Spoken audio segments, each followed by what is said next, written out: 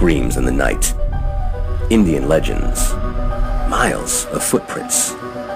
Sightings. What are these elusive hominids that stalk the wilderness? Join us for eyewitness accounts, questions and answers, Bigfoot encounters of the past, and ongoing encounters in the present. Your host, two-time witness, field researcher for 43 years, William Jevning. Welcome to the mystery. Welcome to Creek Devil. Hello everyone, welcome to another edition of Creek Devil. We have Steve in Kansas with us today. I did want to make mention real quick, we were having some issues with the show on YouTube. There's some people who are pirating the shows, and that is going to be dealt with here in the next few days by our attorney, so our business manager. So fair warning to those out there, if you're going to pirate the videos, you're going to be dealt with legally. So anyway, going past that, Steve, how are you today? I'm doing good. I'm can't complain. It's a little bit cold there, I understand. Yeah, it is. It's a balmy 16 degrees. Oh, good Lord. Well, listen, but I'm gonna have you, talk about the things that we talked about originally, and then you've interviewed some people since then who've had sightings. So I'm gonna hand you the mic, and fill us in for new listeners. Okay, I was born and raised in Washington State. I spent 30 years of my life out there in the logging industry. In fact, where Will lived, and I drove by that area up there by Edenville and Roy. I lived in Yelma one time, but in May of 1980, I moved back to Kansas. But getting back to Washington, I've got a question for you, Will. Is back in 1970, I was hunting elk, Rimrock Lake, just east of the Go Rocks in Washington there. And that one night, we was down, I think it was the Teton River, and we was camped, and everybody was in the tent sleeping. And I stayed up, and I had the coffee pot going. I wanted to fill the thermoses. And it was about 10 o'clock at night, and I heard a wolf howl up on the ridge. It would have been up on pine grass. At the time, I thought it was a wolf, but I thought wolves were extinct in Washington. But whatever it was that howled put the hair up in the back of my neck. And I've been in doubt. Was it a wolf or was it a Bigfoot? And I don't know. I can't honestly say I've ever heard a wolf howl out in the wild. I've heard plenty of coyotes, but a wolf, I don't know. Back at that time, around 1970, I don't believe, I could be wrong, but I don't think there were any wolves in that region. I think they've been relatively recently reintroduced, and mostly in northeastern Washington, and they've kind of filtered down, but it's a fairly recent advent. I don't think there were any back then. I didn't either. I wasn't aware of it because, you see, the following year, I was up there with my brother-in-law and brother on Bear Mountain, and we got it dropped into that box canyon, and we was following the elk, and we cut fresh signs. And that's when we both had that feeling. We looked at each other, and I said, "Do you feel what I feel?" And he said, "Yeah." He said, "Let's get the hell out of here." And we booked it up out of there, and we got back to the campsite, and we met my brother-in-law, and he said he had been talking to hunters, and there had been bear hunters in there the weekend before, and they'd seen a Bigfoot. It showed up at their campsite, and they was in their bear hunting, and they had their hounds, and they booked. Well, we did too. I mean, afterwards, But at the time, we wasn't scared. We just had that feeling that, let's get the hell out of here. And that's exactly what we did. And I never really thought that much about Bigfoot. But then I moved back here in Kansas in May of 1980, and I was thinking about it today. Hell, I've been back here. This May will be 40 years. But Bigfoot wasn't an issue back here, and then I talked to one guy about 13 miles from here, and he was telling me that him and his friend, which is a doctor, had seen one. And it still didn't dawn on me, and I don't know. 12 years ago, I moved out in the country here, and behind the house, I'm thinking it was probably 6, 7 years ago, I ran across a pile of scant, and it was about 2 inches in diameter and about a foot long, and I'd been eating pokeberries, and pokeberries are dangerous. I mean, they're poisonous to humans.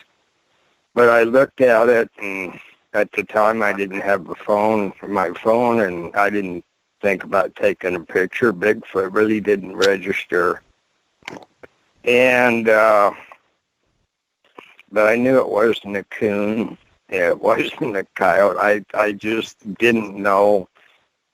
And I kind of sloughed it off. But then recently here, it would have been March 23rd, 2000, just this past year.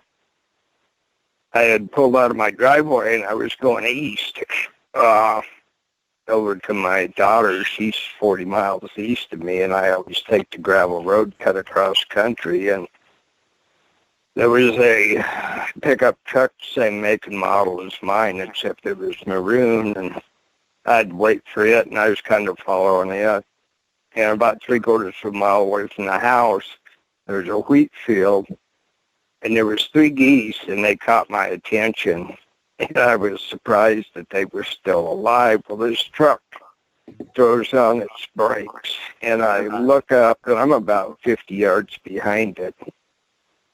And that next moment, what came out in front of that truck, I mean, I looked at it, the first thought was coyote, way too big, dog, way too big. And then there was a moment werewolf hit. And I got there and I said, no, it didn't have a snout on it, and there wasn't a tail. But my best description was an orangutan with a human's head that was kind of a charcoal gray. And I only seen it a brief moment. It was about 40, 50 feet. And the guys in the pickup, they started to go up they crossed the bridge because it was right at the power lines and the bridge there. And it was a gravel road, and they just put crushed rock on it. And the rock was loose, and they went to stop on that hill. And I says, man, you don't want to be stopping on that hill.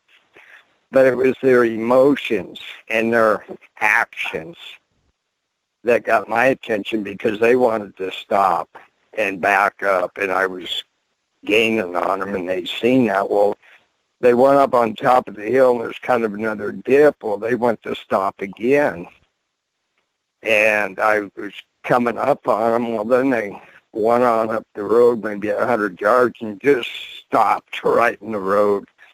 And they pulled into this driveway quite a ways and just parked. And by that time,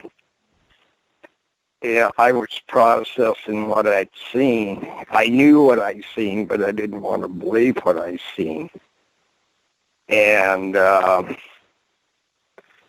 didn't stop because I was pretty confident of what I had seen. And then I just, you go through a process of what it was and what it wasn't.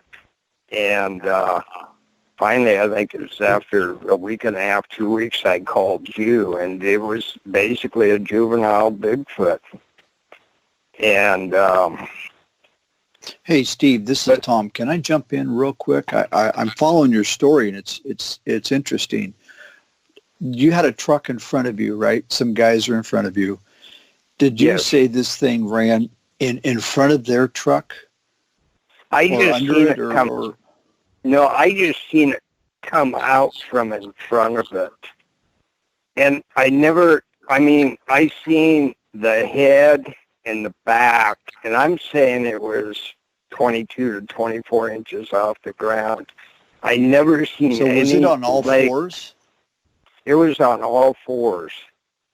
Okay, gotcha. And I never seen any leg movement. And I thought about that. Why didn't I see leg movement? And I think what it was is it sprang off the road, but it kept such a low profile, and the speed is what scared the hell out of me. I mean,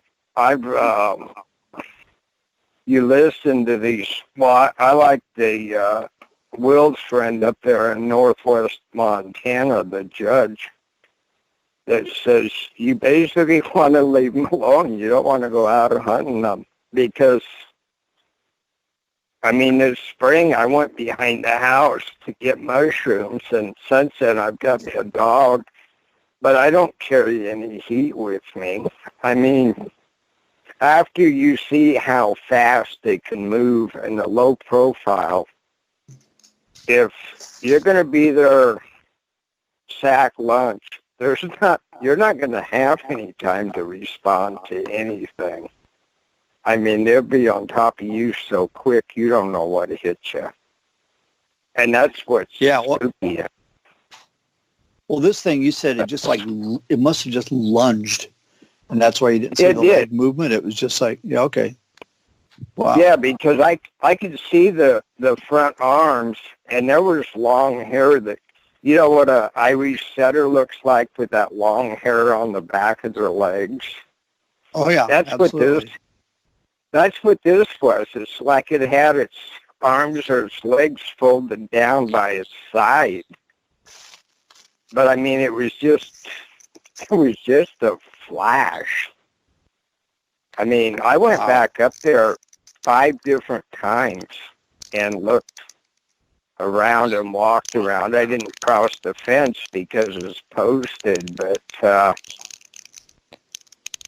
so he lunged across the road, and then did he disappear in the ditch or into the brush or what? There was a plum thicket. But what amazed me is that about 30 feet, there was a 4-stranded barbed wire fence.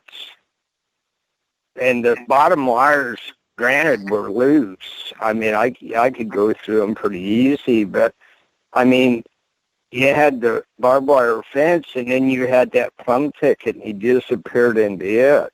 But, I mean, it happened so quick.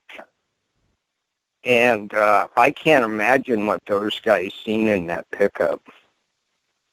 I mean, so it was in front of their truck then. Yeah, it was in front of their truck. Okay, all right. That's kind of where I was going. So they obviously saw this thing. They had a bird's eye view. In fact, they had to slam on their brakes to keep from hitting it. It was that close. You know, it would have been interesting if you'd been able to talk to them, huh? Yeah, and I thought about it, but then I had 2 other women. I mentioned the story, and they said, "Well, you didn't stop and talk to them, did you?" And I said, "No." And one of them was a nurse, and she said, "Well, there's so many people around here that are on drugs." She says, "You may have gotten shot, but in this situation, you know." But I look back on it, and I was in a state of shock. I mean, I talked to a guy over Christmas, and he studies them, and he wants to see one and everything. And I got there, and he asked me, he says, "Well, have you seen any more?"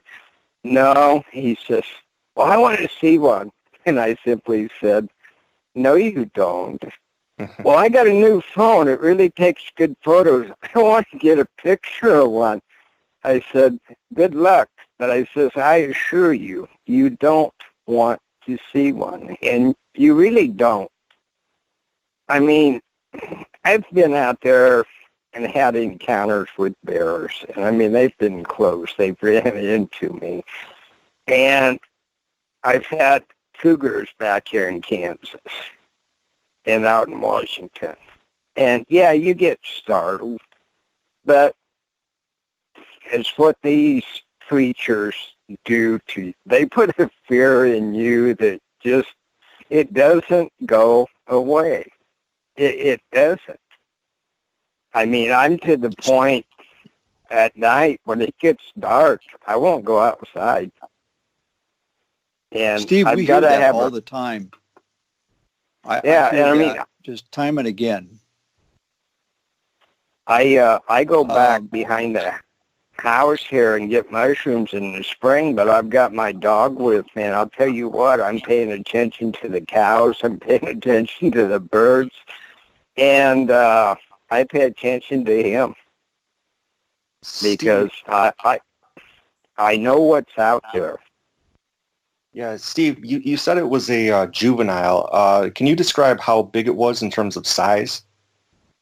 Well, I'm estimating his back was about 5 foot, and I mean, it was straight. I mean, the front shoulders and the back was pretty level.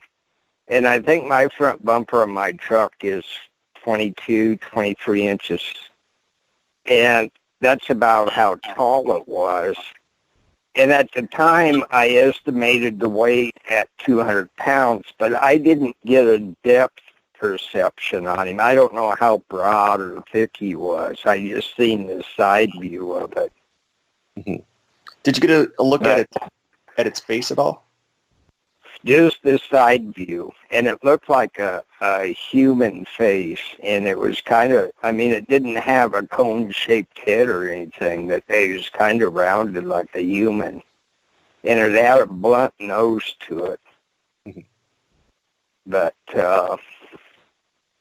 I mean, Steve, this is you. I apologize. I may ask a question that you already answered, but I was just curious.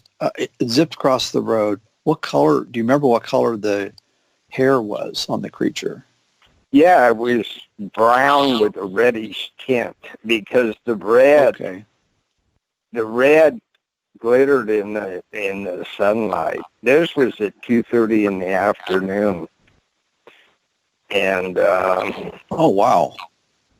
Yeah, anymore I don't go out looking for them. I honestly don't. I don't go out looking for them.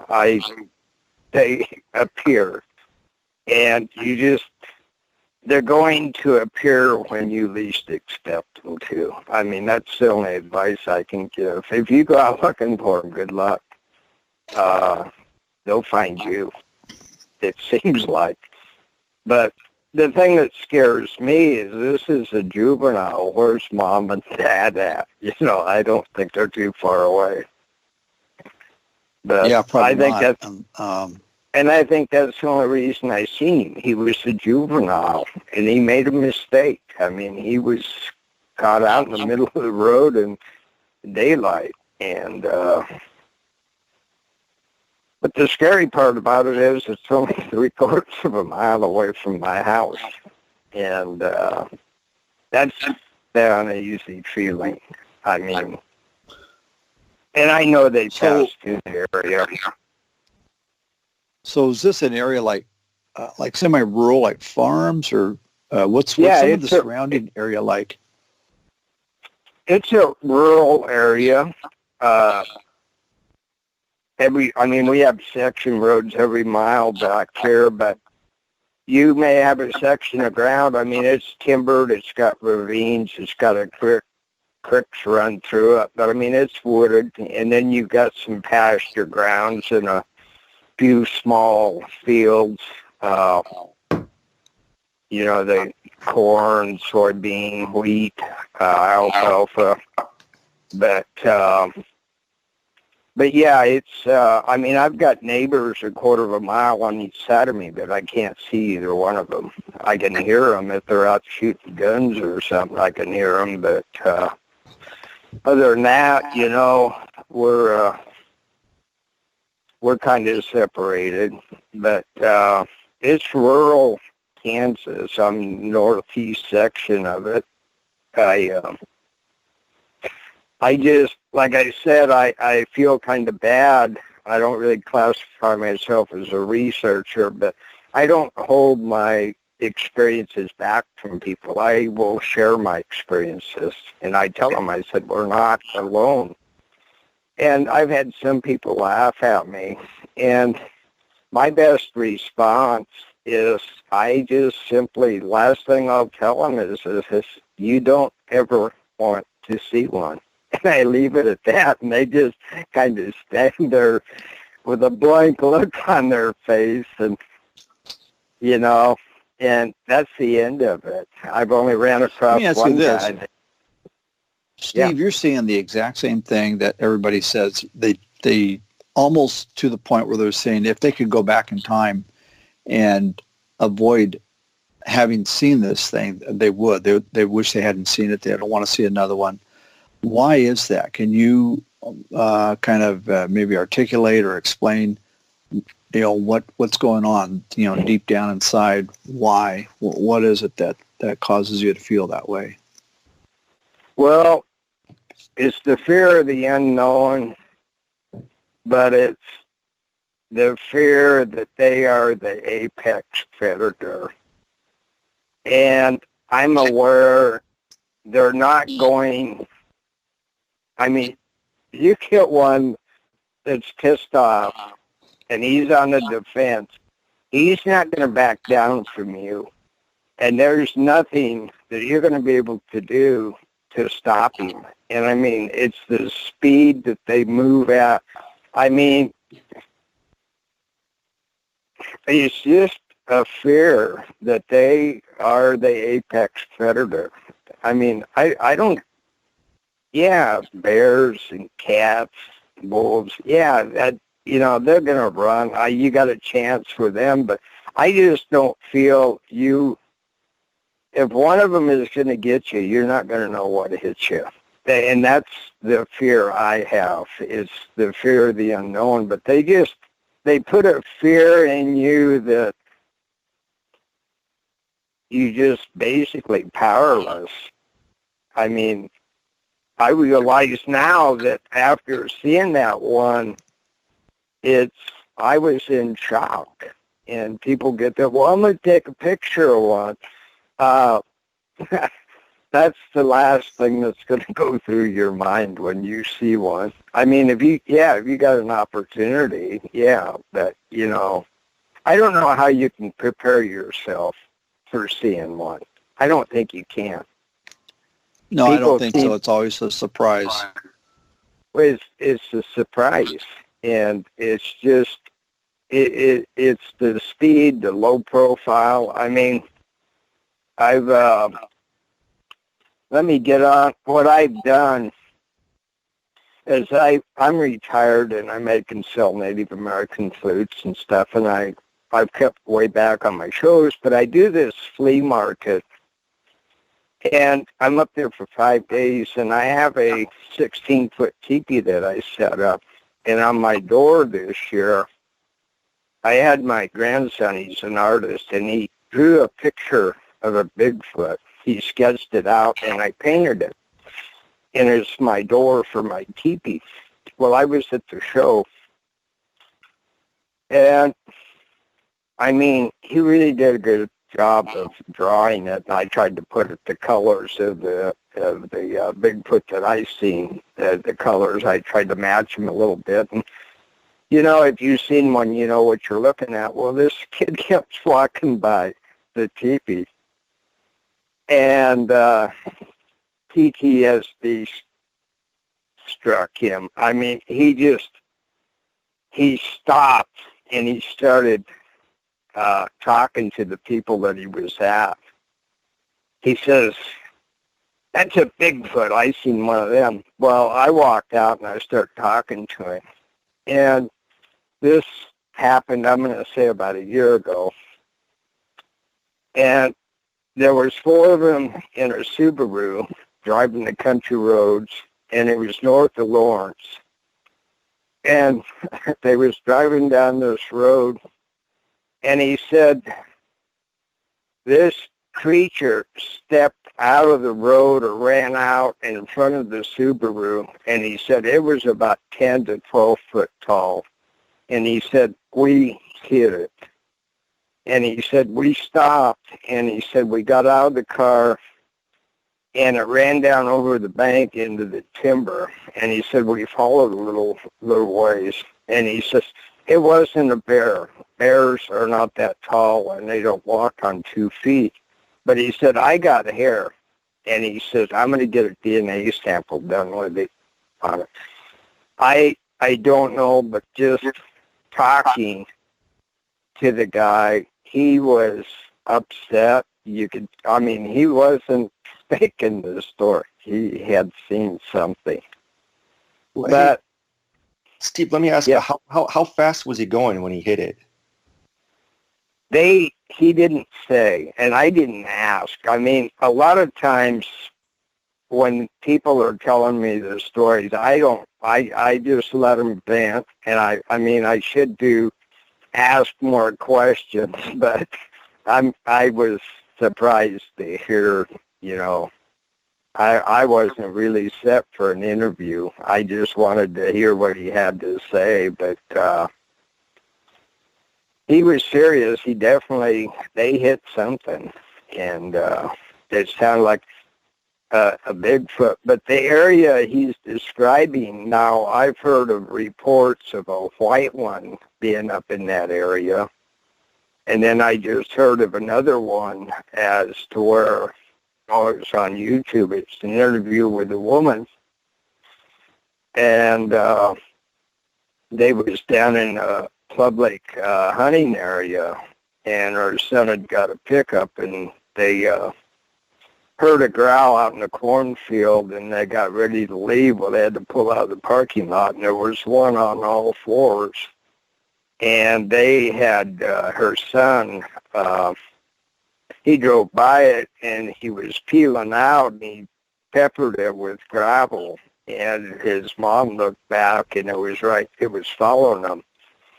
And he was doing about 35, and it was still on him. And she finally said they got up to about 45 miles an hour but it was chasing him. But it got hacked off at him because they peppered it with gravel when he spun out. But now this is the same area that is the Delaware River.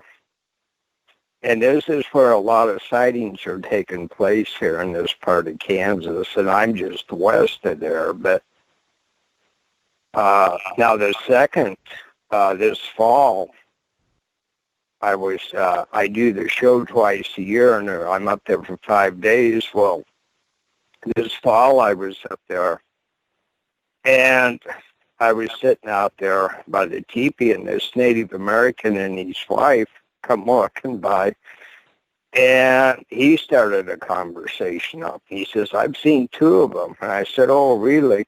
Well, I was talking to his wife, and she had a lot of knowledge about them, but I was trying to get what her experiences was, and the only thing she said was, she says, they move too fast, they hide too well, and you never want to shoot one. And then he was telling me that he was a Kickapoo Indian from the Kickapoo Indian Reservation, and the Delaware River runs right up through there. But he was running the road grader, and he was out there on the road, and he said he seen this thing walking on the hillside down the road, and he said he kicked a road grader up into high gear and went speeding down there to get a closer look at her as it walked across the hillside. And he said he got down there, and he said it walked into the timber, but he said there was 4 other people down there that worked for FEMA that seen it too. Wow. But he said, yeah, he said they're around. So When he said that you don't ever want to shoot one, was he implying that if you shoot one, there are others that are going to come out in that area? well, I don't see. I was talking to her. I kind of missed out on his first encounter, but I thought he seen his first one was down in Oklahoma. But I don't know what she was applying. She had a lot of knowledge, and I was trying to pry it out of her. But a lot of them, they to get a Native American to speak about them, it's pretty tough. I mean, if they trust you, they'll tell their story. But if they don't, they're going to clam up. Mm-hmm. You know, that's just the way they are. But I know for a fact I go back to hunt mushrooms. I don't carry a gun with me. It's just the fact of what I know is, if I'm going to be there stack lunch, there's nothing I can do. Mm-hmm. I'm aware of that. And if you, after seeing that juvenile, you got to ask yourself, where's mom and daddy at? Mm-hmm. I don't think, if you see one, there's normally, the others are going to be close by. Yeah. And since that one happened so close to your house, had you heard since then, or even before then, have you heard any like vocalizations, or have you found any prints in your area, like where you live? No. Well, there was one. We got cows that run back there. That on a cow trail, it's going down the creek. I was looking, and you go down a hill, and the cows will cut sort of like a stair step into the bank. And on top of one of them, I was looking for prints, but the ground was all flattened out, and I thought that was kind of strange, and I looked, but I could never come up with another print. But if they're on all fours, what kind of a print are they going to leave, Mm-hmm. But, no, I've got another interesting story. I mentioned at my last podcast that there's a individual that lived about 5 miles east of me. And about a year ago, he spotted a Bigfoot down in his pond out there, and it was caught a fish. And I'd always go into the local post office, and I'd talk to the postmaster, and he'd come in once a week to get his mail, and he'd always inform her and tell her the stories. Well, then there's a guy that's got a Native American store right next to the post office, and we're good friends. And he'd talk to him, but there was 2 groups that showed up on his farm up there. And I drive by it. You can't see the house or the buildings. Are up on top of the hill off the road. But, I would drive up by there, and every time I go see my daughter who lives east of me, I'll always drive by his house. Well, he had called the sheriff's department several times and reported him. He was quite upset. Well, last Christmas, his brother is up in the military, and he was stationed in California. Well, his brother came out and spent 2 weeks with him.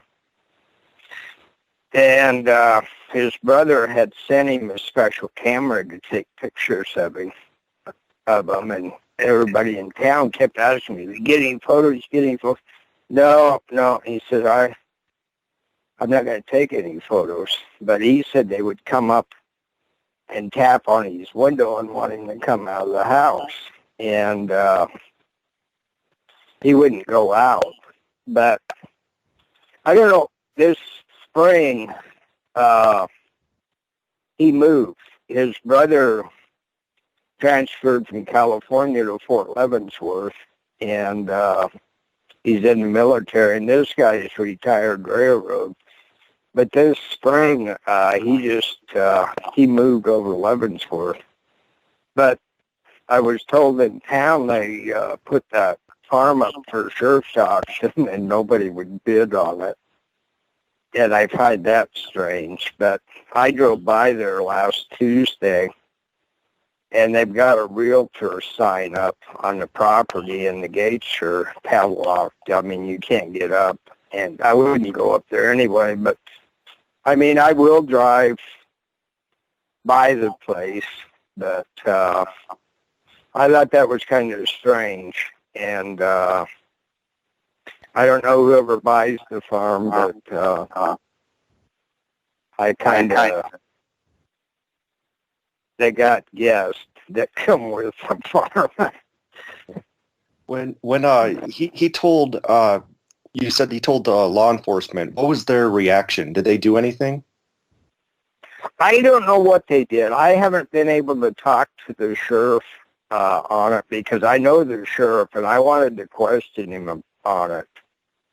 But he's when he first seen him, he called Fish and Game, he called K-State, he called KU. I think he called the Kansas State Patrol. I mean, he called everybody because he was paranoid. He didn't know what the hell he had out there. And, he was... But it was enough for him to move off the farm. When you said that he called... Are you saying that he called like the universities, Kansas and Kansas State? Yeah, he called both universities. Who did he call there? Like what? Like just a scientist there? Yeah. Oh, okay. And when he called Fish and Game, our head office is in Pratt, Kansas, and he called the main headquarters of the state to report it. They're aware of it. They're aware of them. Did he say what their reaction was, or did they just ignore him when he contacted the universities? I don't know. I didn't see. Everything I heard was secondhand. I didn't have the opportunity. I always wanted to interview him on it and ask him about it, but I never had the opportunity to meet him. Oh, okay. And I didn't feel I knew him well enough to go driving up his driveway to talk to him about him. Huh.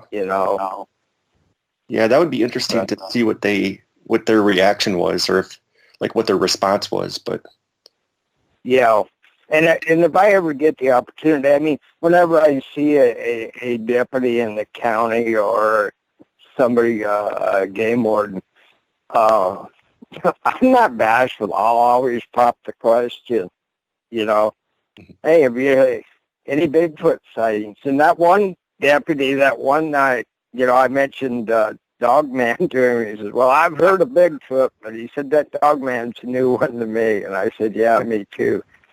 But, I'm not afraid to pop the question to him. I just... they're either going to lie to me or, and if they lie, I can tell it.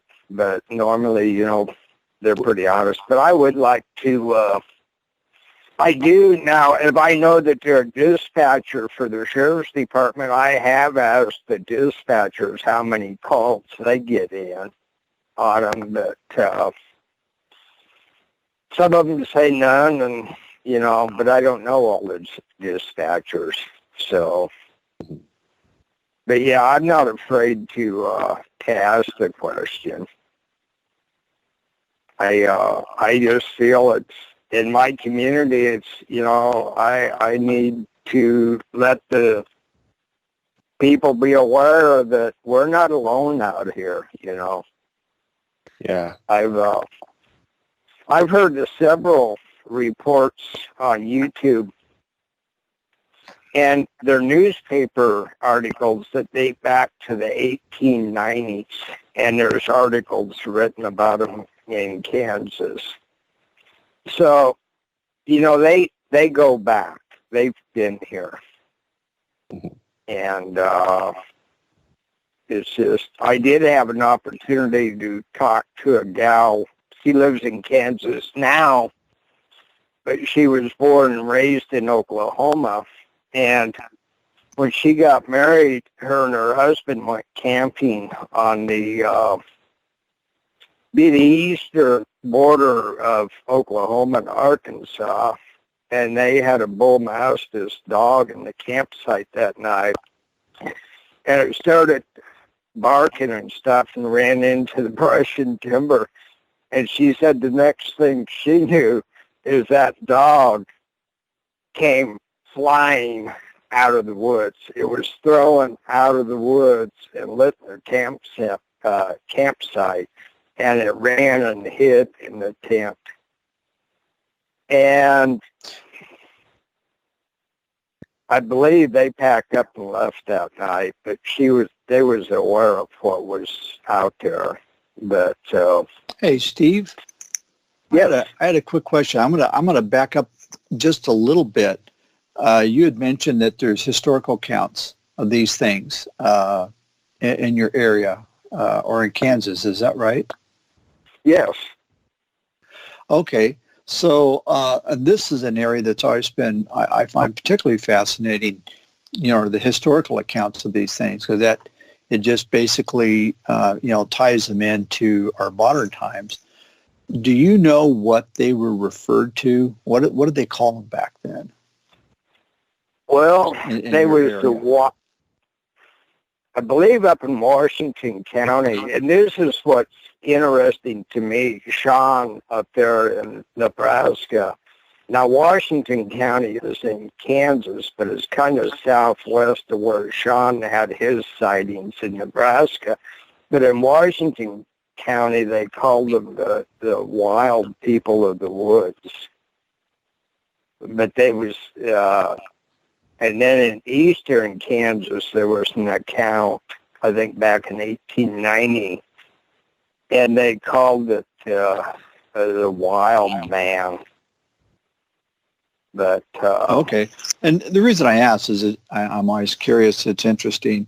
And also for folks out there that want to do a little bit of research themselves, historical research, it's good to know how to do that and what you're going to be looking for, because obviously they didn't call them Bigfoot back then. Yeah. no, they didn't call it. I was just going to mention doing research, years ago. It is really key what you search for, because you can put in Bigfoot, Sasquatch, all that stuff, and it won't come up. And a lot of times you have to go to local libraries. That's where that stuff is usually kept. Yeah, I mean, up in Washington County, they named the town, but I looked it up, and I think the town is extinct now. I mean, but it is Washington County, and they said the townspeople gave these wild people clothes to wear in the wintertime. They donated a bunch of clothes to them. So, but that's what was in the newspaper article. So, but now the one in the eastern, on the eastern part of Kansas, close to the Missouri border, I believe it was a preacher's wife that had seen it. And the townspeople got together and got a posse. And back in those days, back in the 1800s, I mean, I hear stories of Kansas where the jackrabbits were so bad. Well, they would just get all the local people and they would take a section of ground with clubs and walk shoulder to shoulder. And they pretty much made the jackrabbit extinct in Kansas. But, yeah, they would form posses to go after, what was ever bothering them. So, but, yeah, it's, I don't know. I had one incident this summer that's kind of puzzling. I've got that yellow lab, And he's my protector, and he's going to give me a heads up. There's several nights here, 2 or 3 o'clock in the morning, he'll just come unglued. And I just wait for something to hit the house, and then I'll get excited. But, he can get my attention. But it was one evening in the backyard.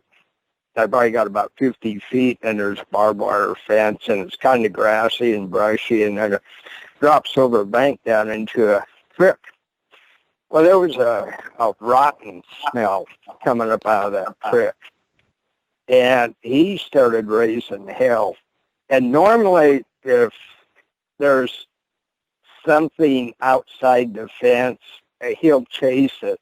Well, he got down to the fence, and he was barking, and the hair was up on the back of his neck, and he was pacing back and forth, and he wasn't going underneath that fence.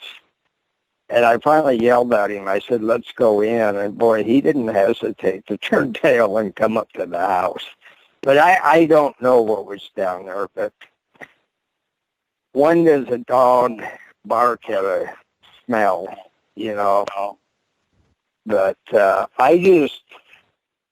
I don't know. Like I said, I used to go fishing over at this one lake, and there's been sightings over there. And I talked to a coworker, and he just got back from the Middle East. He was in the National Guard. He went out there one night, and he said, I was out there fishing. He said, I was drunk.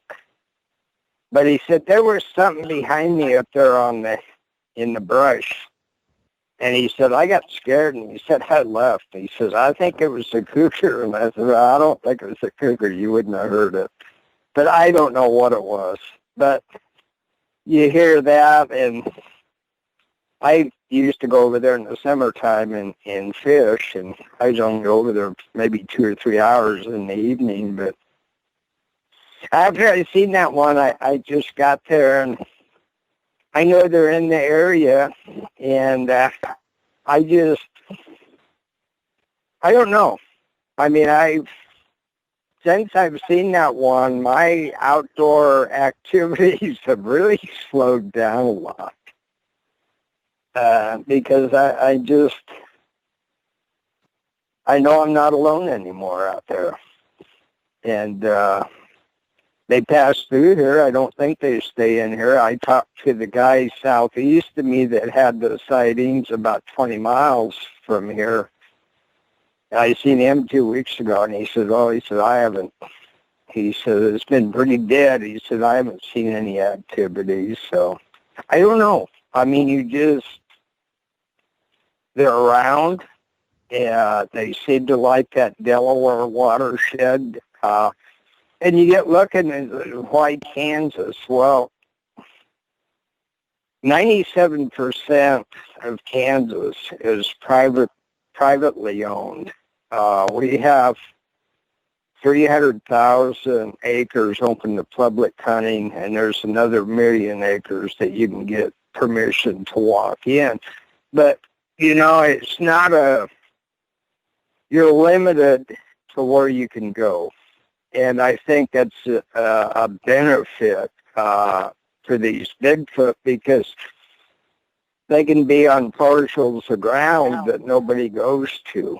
It's all privately owned. So, you don't have access into it. So, hey, Steve, I'm going to jump in. Yes. I want to jump in for just a second and kind of comment and actually and maybe ask Will. You say, why Kansas? So on the lower 48, Will, do you know of any states that do not have or could not possibly have Bigfoot, either encounters or Bigfoot in there? Because I'm thinking in terms of, even in areas like the Dakotas, North and South Dakota, they have reported encounters there. They're rare, but they do happen. Any thoughts on that? I've actually had witnesses contact me from virtually everywhere.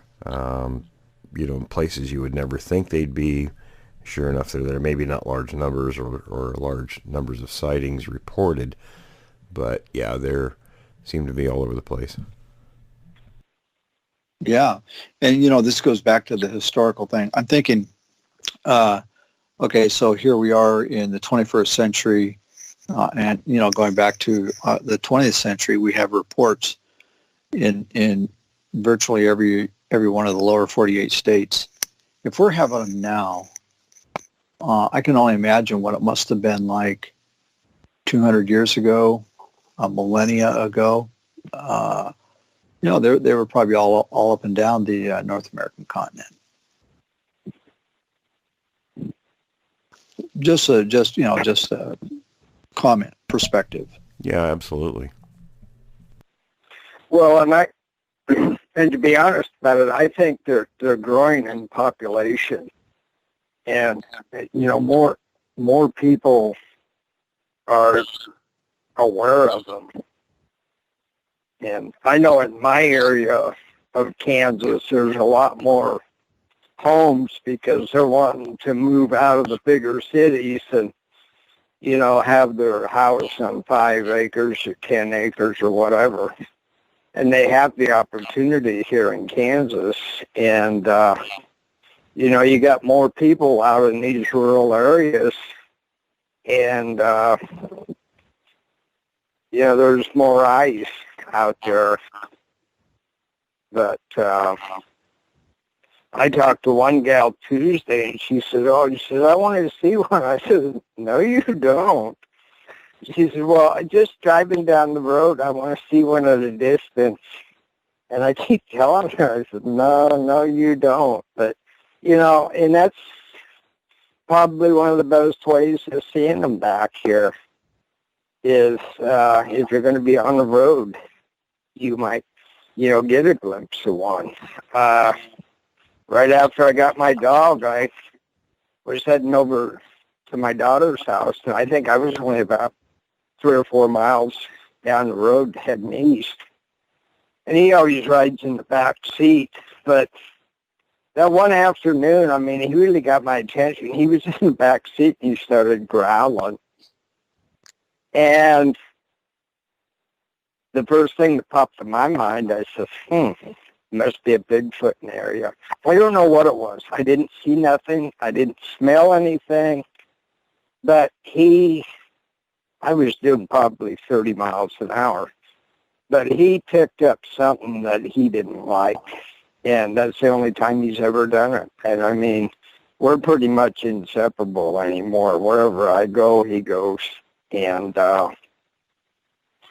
if he ain't, I used to do inside shows, and I don't do them anymore because I can't take him in with me. But he's my buddy. He's my protector. And it's the best thing I ever got was that dog. But they're a good detector.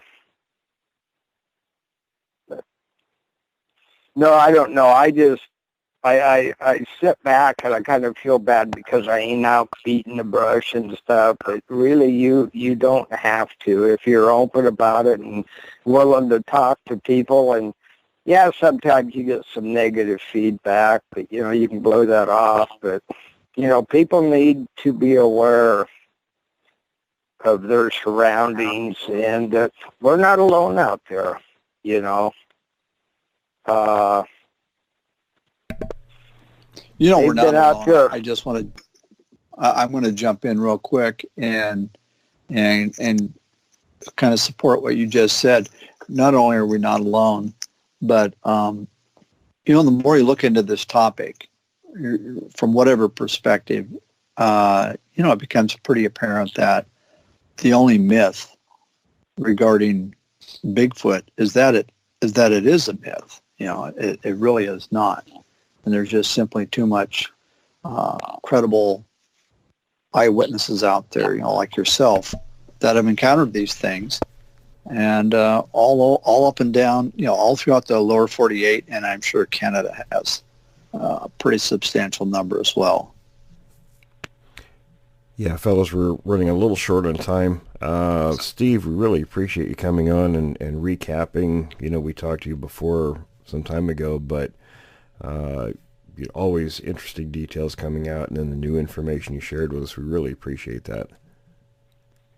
Yeah, I mean, I'll keep you informed on, I'll be out there talking to people, and who knows, maybe one of these days I'll be driving down the road and boom. I mean, November on Thanksgiving, I was coming back from my daughter's about 12 o'clock at night, and about 3 miles east of me, this deer was in the ditch, and the next thing I knew, smash. Oh, boy. It hit the passenger's door. It put a pretty good dent in it. But, yeah, I mean, you never know. And where I'm at here in Kansas, it's there appears to be a lot of sightings. Yeah, I did have one quick question before we wrap up. The guy that hit the creature and had the hair, did he say it did any damage to the vehicle?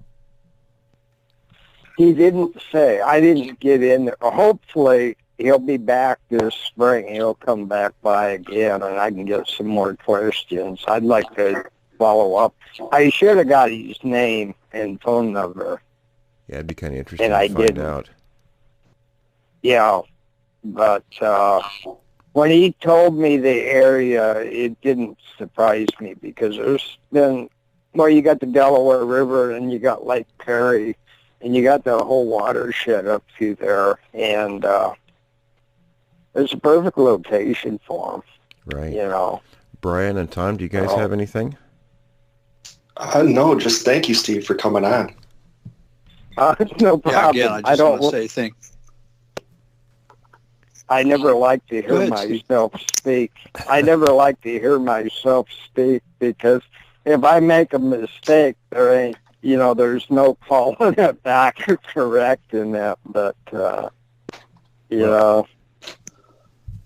Yeah, I don't think most people like to hear themselves talk. I think that's just kind of a natural aversion. But you did great, and, we really appreciate it, Steve. Thanks for joining us. And everyone, stand by for the next segment.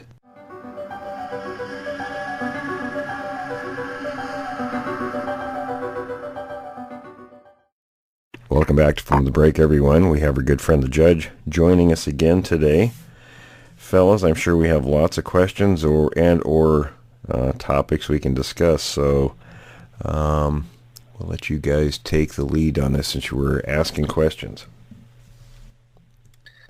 I'll take the first question. I got one here from a guy named John. He's actually here in Oregon. And I like this question. He wants to know if Bigfoot has a sense of humor, do you think they will mess with people for purposes other than running them out of their area? Do you think maybe they, for their own entertainment, do something with us? I think it's entirely possible. We see gorillas and chimps in particular. They're the ones I talk about a lot, and even orangutans. Higher primates seem to have humor as part of their emotions. They do things to each other, and I think sometimes people in those settings. But so, yeah, I think it's possible. Sure, why not? Yeah, Will, I was just about to say, haven't there been cases like monkeys or chimps in zoos actually throwing stuff at some of the people that come to see them?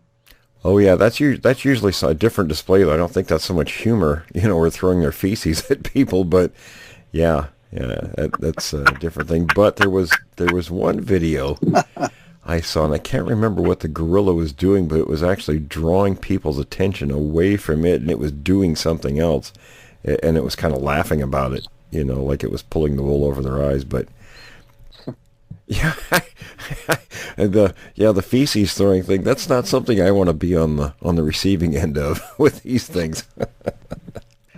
It makes me think of that cartoon that there's one that Gary Larson from The Far Side did one. I think I sent it to you. I'm sure you've seen it before, where they comment that we're going to test the humor of these things with the hand buzzer handshake, and then the next thing you see is bits and pieces of the guy all over the place. You're right.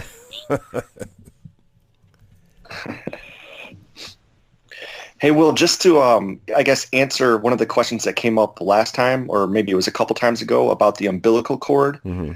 I'm not sure about gorillas, but according to Jane Goodall, what chimps do with the umbilical cord is they basically just leave it, and it eventually dries out and just falls off. Yeah, I think that's pretty much standard behavior in nature. Yeah, it says that the mother leaves the cord in place and nurses her young with the cord attached, and then it eventually dries out and separates naturally, usually within a day. Mm-hmm. So, yeah.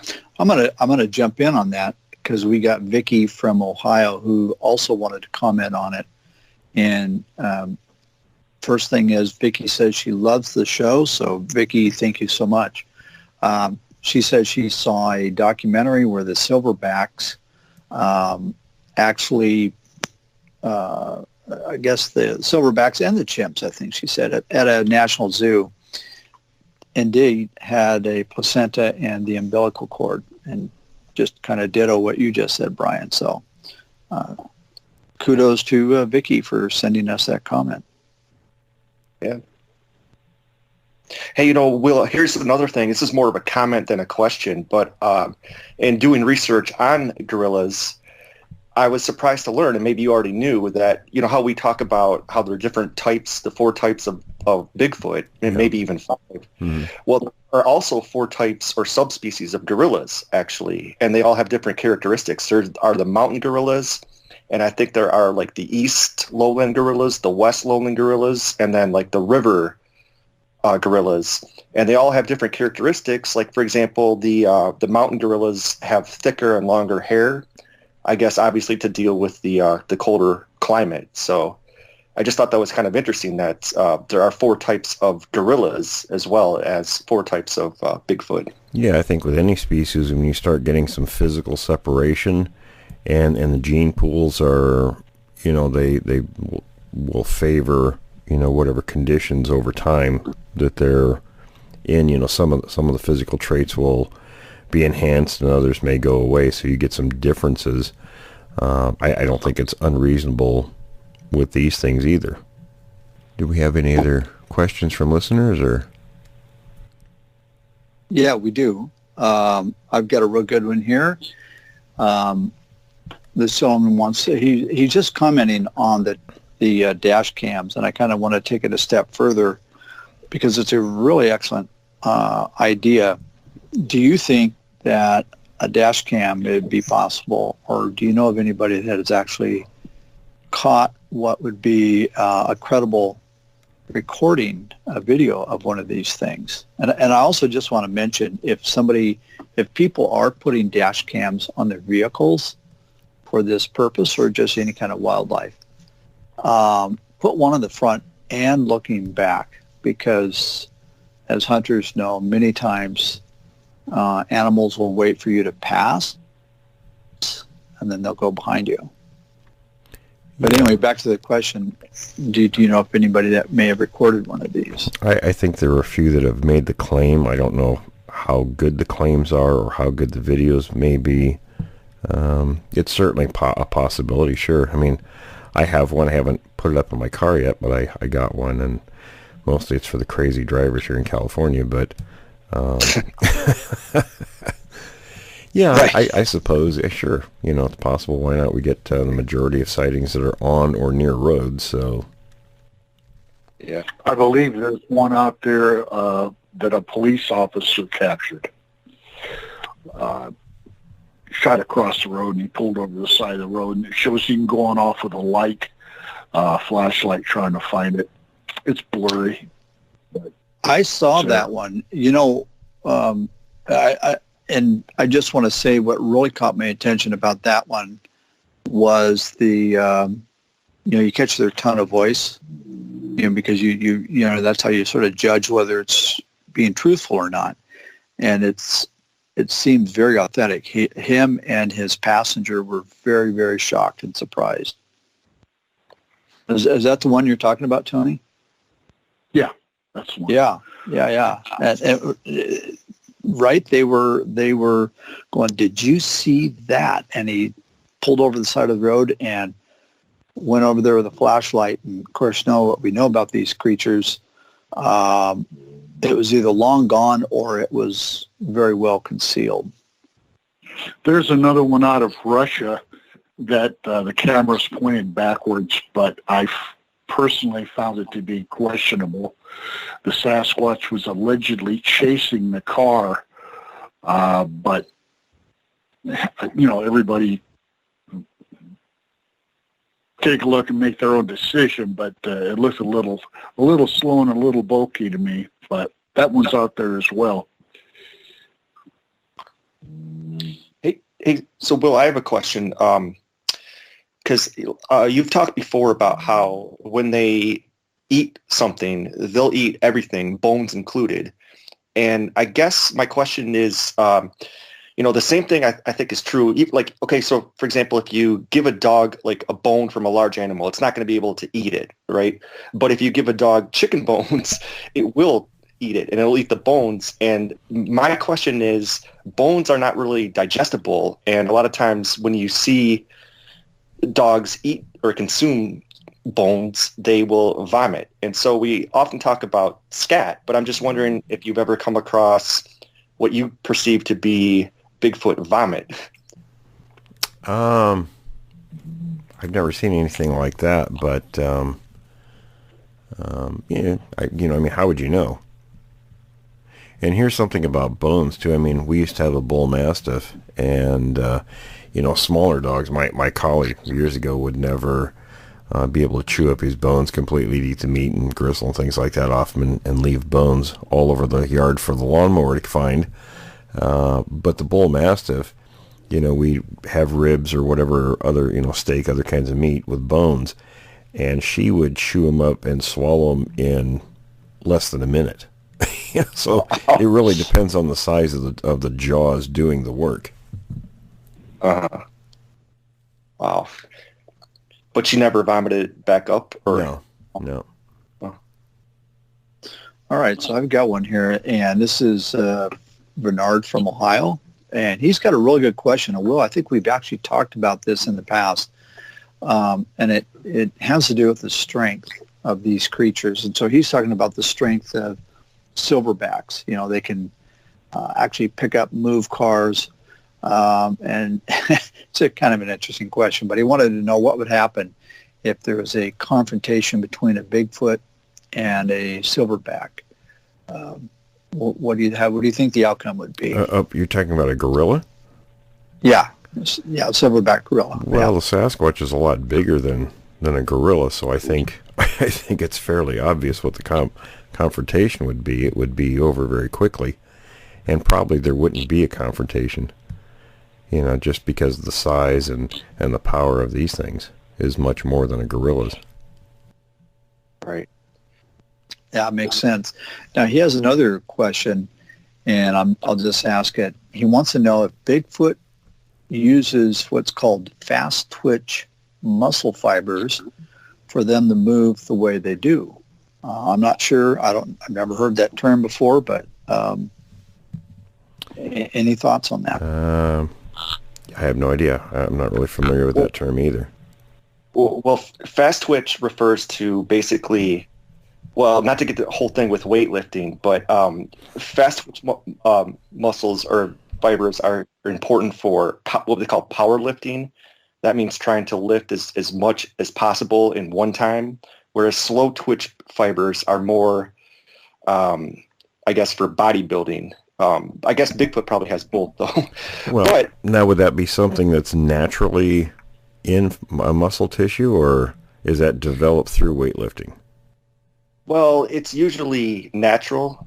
It can be improved through powerlifting, but it's mostly through natural, like genetics. But this is a good segue to something I was going to ask too, because I looked up chimps, and you know how they say that chimps, in terms of weight comparable to humans, they're 4 times as strong or 4 times stronger than humans. Yeah, they have the strength of four 6 foot tall men.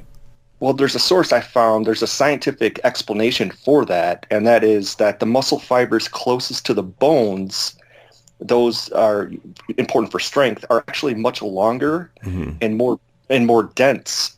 So a chimp is able to generate more power using the same range of motion than humans. And this is from the Ross or Lester Fisher Center, whatever that is. And that makes sense. I mean, Sasquatch has higher bone and muscle density than humans, so their strength is going to be much more. So aside from their size, they're going to have, that exaggerated strength like chimps and gorillas do. Yeah.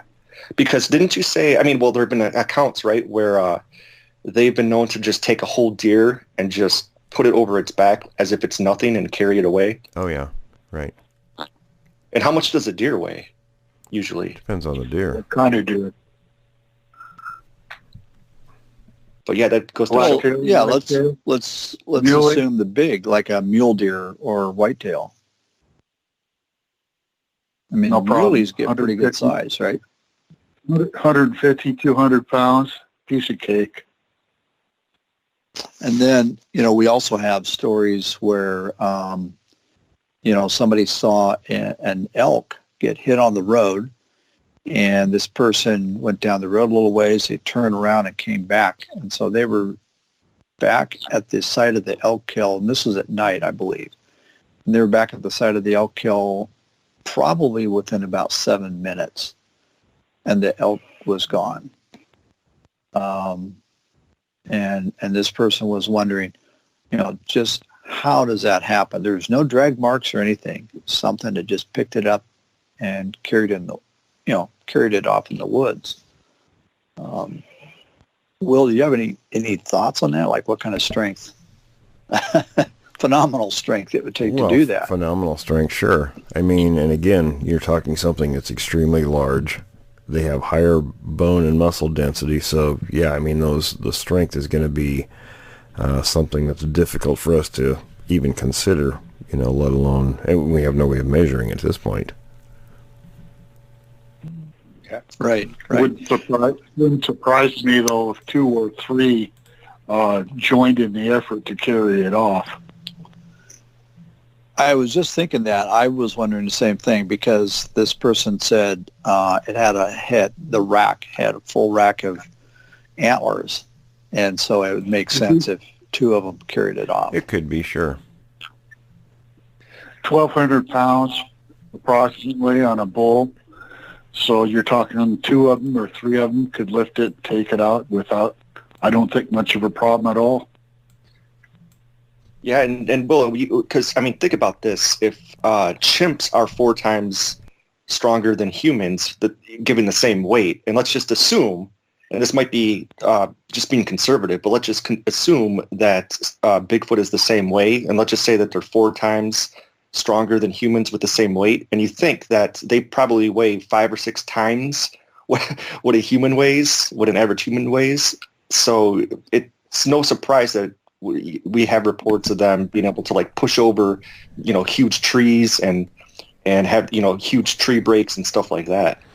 Well, and chimps don't weigh what humans do. They're considerably less in weight. So, and then you'd have to factor in the bone and muscle density differences, besides their size. So, yeah, I mean, without a lot of those facts, it's very difficult. But being able to do some of those things, sure. I mean, why not an animal that large? Absolutely. Mm-hmm.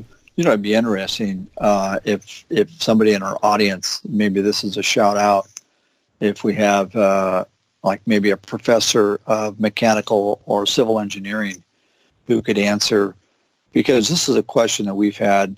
How much strength would it take? What's the breaking strength? Say, for example, of a pine or Douglas fir tree, say 3.5 inches in diameter, to just snap it over, and how much force would that take? That's an interesting question. That's a question I've been interested in for years, and would love to talk to somebody, like you say, somebody that's an expert in mechanical engineering, to give us some kind of an idea of what sort of strength it would take to do that, either the snapping or twisting. And to think if they combined, if there were more than one, I mean, how much power would they have together? You know, if they were both pushing over a tree. You mean like if two Sasquatch teamed up to push a tree over? Right. I wonder how big. Okay. I wonder how yeah, big. Right. Yeah. Well, and you think about it, even that's a live tree. Okay. So you're trying to snap those fibers, that cellular network of fibers in a live tree. Plus, It's very, it depends very, on the kind of tree it is and how the root system is. yeah, it does. Yeah. I mean, we're talking now if it But was you really, a big cottonwood tree, those go over pretty easily. Unfortunately, they do. We've got one in the backyard. We're waiting. But, and then, so if a live tree, let's just say, for example, you've got a 3.5-inch Douglas fir, noble pine, what have you. Okay, so each one of those is going to have a different breaking strength. But go to your local hardware store and grab for example, a 2x4. You're not going to be able to grab a 2x4. No man, I don't think, is going to be able to grab a 2x4 with their bare hands and snap it, or even a 1x1 without some kind of leverage in play. Exactly right. So the strength that you're talking about is grip strength. It's not the strength of the whole animal necessarily. It's the grip. If they can grip and twist a green tree, if any of you have cut wood, you'll know that the dry stuff is light. It can be thrown around. It pops pretty quick from the bit of your axe. But green wood is much harder, much denser, much more fibrous. It's beyond my imagination. Imagine one of those things grabbing a tree and twisting it off. The grip must be phenomenal. See, in my first book, I put two examples. One was a Douglas fir that we found in the Washougal River watershed that was green. It was the middle of July. It was freshly done. That one was snapped over 90 degrees. No disease, anything like that in it. 3 inches thick. Another one almost exactly the same. It was a ponderosa pine in Northern California here. Same thing, 7-8 feet off the ground, but it was twisted. Now, I examined them, both trees very closely around the damage, and there was nothing damaged, even small twigs adjacent to where the damage was. No damage. So whatever grasped that and did that, it was just the strength of its arm doing it. There was no leverage. There was nothing, no other mechanical devices used that you could see that would have left damage on the bark. Now that's interesting. That it just simply had the grabbed strength it and to just grip. did it. Yep, absolutely. Yeah. Hey, Will, yeah, go ahead. Oh, go ahead, Brian. Oh, no, I was just about to say, when they do break trees and so forth, because we hear about them, peeking in windows, people's houses. Have they ever, I mean, I'm thinking specifically about the 1924, the mining incident, but aside from that, do they use branches and break trees and use it to damage houses? Like just maybe swinging at windows and things like that. Well, there was when we had our police friend TW on, and we talked about one of the first times he was called out on a disturbance call, and there was an older couple had one of these things around their house, and the creature actually smashed in the kitchen window, just did it with its hand or fist. We don't know exactly how it did it, but it did it without the use of any kind of tools. And then the gentleman of the house went out the front door, and the creature was there, or another creature. We don't know if it was one or more, but there was one there, and it took a swipe at him and missed him, fortunately. But we don't hear about him using anything like that. I do know one account where it was a chunk of wood was thrown through a window, but that was a different type of situation. Now, in that case, did they do anything to provoke it? No. to annoy it? It just did it on its own? It just did it on its own. It was apparently, prowling around the house, and for whatever reason, it did that. But they were apparently in the living room, oblivious to anything that was going on, and it was at nighttime. Oh. Is that the one where, I think, is that the one where TW said he went around the backyard? He had to go around the other way because he was stopped by a cement fence or something. I don't know. No, that was he ran into it. That was later. That was another incident. Oh, he was okay. called out on a disturbance call, and that's the report he took from the people. And then later, I think that same evening, that's where he found the dozen or so pit bulls that were literally torn to pieces. And it was, oh, wow. And it was relatively close to where these folks lived, so. But didn't he also go out on a call where he went in the backyard, it threw a chunk of wood at him? Yeah, that was a different incident. Okay.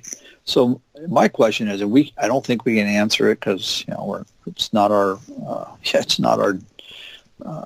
profession, but I wonder, how does he go back and fill out an incident report? I saw this Bigfoot. We're gonna have to bring him on the show again and ask him that, because I don't recall what he told me about that at the moment. But let's plan on bringing him back on, and we can go over those details. Yeah. Yeah. Hey, well, going back to the other incident that you were talking about, is that fairly common where a Bigfoot or a group of Bigfoot would just attack like a house like that unprovoked, or is that kind of a rarity? That's more or less a rarity, because if they're snooping around houses, usually they don't do things like that. That's kind of an unusual situation. Yeah, because I was just thinking about the 1924, the mining incident with the miners. They, from what I recall, they had pissed off the creatures because I think that they either shot one of them or shot at one of them, and they came back for revenge, I think, if I recall correctly. Yeah, they took a shot at one. They said that they saw the bark fly off the tree near where its face was. It apparently didn't hit it, but they took a shot at one, and then that night the cabin was attacked. Yeah. That's an interesting point, Brian, because they provoke these things by shooting at it. So kind of a little pro tip for everybody out there: don't shoot at them. Yeah, don't take a pot shot at one. They take offense to that, like I'm sure. And they bring buddies would. with them, and they bring friends back. Yeah. Yeah, I mean that's scary. Will, what is the biggest, let's say, troop or group you've ever heard of? Well, I was told by a good source that there was a group. Now, remember, groups are typically 4 to 6 individuals in a family group. But the groups will sometimes bond together temporarily. And there was an incident where there were 7 groups that bonded together in an area. I think there were 35 individuals. Wow. That'd keep you awake at night. Yeah, it's not something you'd want to... And then we have the story from Union, Oregon. Tom, you and I have talked about that a number of times, where the 2 guys were trailering the Jeep from Idaho and stopped for a pee break and had what they guessed by what they saw in the moonlight, 20 or more of these things were moving in on them and actually got very close. They got lucky and got out of there in time. What was interesting about that was also the way they moved. It was a kind of a herringbone. He says like a weave pattern. They were going back and forth. They kept kind of zigzagging back and forth through the trees toward them. Yeah. And I don't know if that was, I think that was the one where one of them got so close. I mean, they just jumped in the truck and stomped the gas. Ran over its foot, and it screamed in pain and rage, which was a good reason to keep going. I think I'd be screaming after I crapped myself if one got close enough for me to run over its foot. Will, you took one of my you answered one of my questions. I was just about to ask if I would have crapped myself. No. No, but we've heard, I think a few weeks ago we played the audio of perhaps maybe two groups kind of vocalizing to one another, and I was just about to ask, are there cases where there are not just two, but perhaps three or four groups that are in the same area? And what do they do? Do they fight? Do they kind of bond together for temporarily? Well, if you see that many in a group, they've obviously bonded together because, if they're, and for whatever reason we don't know yet, but, that's usually what's going on there, because usually if you see a group, it's just one group, but if there's that number, there's more than one group. But you're saying that it's probably just a temporary thing. Eventually they'll go their own ways. Yeah, because they're territorial. I mean, they will bond together temporarily for whatever reason they do it, but it's not very long, and they go back to their own areas. Okay. That would be a formidable group. That'd be a situation. How could you deal with that? 35 of these things? I don't think I'd want to deal with that. One group is enough. Yeah, exactly. One individual's enough. One is one too many. Hey, Will, to kind of switch topics, because it's been a while since we talked about this, and I don't remember all the details, but I think you said that you have at least one person in the JRG that's in Australia. Can you talk a little bit about the Bigfoot there? I mean, do they have different types? Well, we do have representatives there. They're very similar, actually. It's just like with the Yeti, there are two major types.